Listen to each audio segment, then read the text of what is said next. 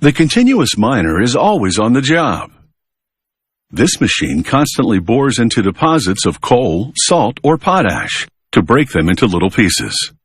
Its invention in America in the 1940s was an earth-shattering development.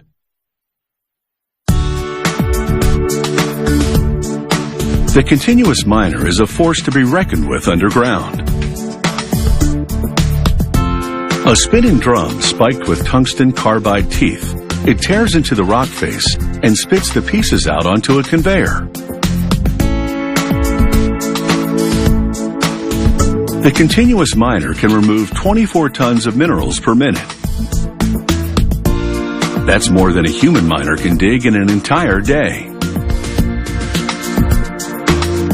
The work is hard on the equipment, and so eventually, the continuous miner undergoes a complete rebuild. It starts with an extensive cleaning. After a steam wash, a worker aims a torch at the bolts of the drum. The heat causes the bolts to expand and move away from the hole. This makes it easier to pull them out using a pneumatic impact wrench. Once all the bolts have been removed, the drum can be pried from the shaft. Once free, a crane lifts the heavy drum, and workers guide it to the next station. Here, a worker in protective gear blasts the drum with tiny steel shot. This removes any remaining dirt and grime. Some parts, like these centrifugal loading arms, are beyond repair, so they build new ones. Connected to a hub, these arms will move mined material onto the machine's conveyor. A worker reinforces each one with a wear plate. He then heats the wear plate and loading arm before welding them together.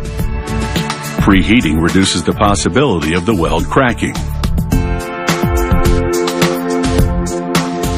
They lower the loading arm assembly into the machine framework.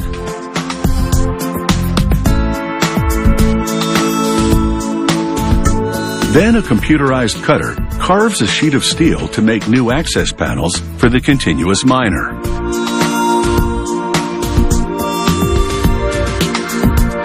The slicing force comes from a pressurized mixture of water and garnet granules. No blade is necessary. The operator of the machine hoses off the filings. He retrieves the cut part with a magnet.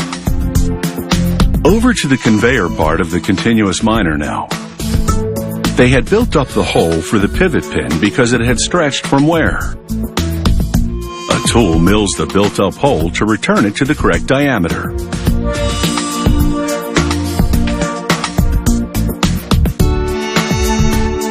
The team then focuses on the main frames of the continuous miner. They weld the cracks and grind them smooth. Now, beginning with the conveyor tail, a worker spray paints the continuous miner one piece at a time.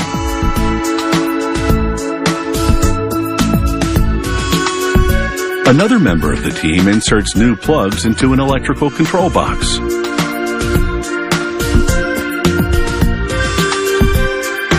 He bolts the panel holding electrical controls to the machine casing.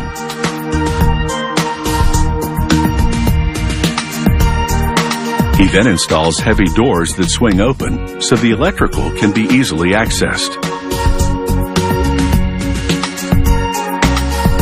There are a total of 25 covers and doors on the continuous miner. Some protect hydraulic hoses, others encase the wiring or gearboxes. They can all be removed if maintenance needs to be performed. It's taken several months for this massive overhaul, and they're ready to put this rebuilt continuous miner to the test.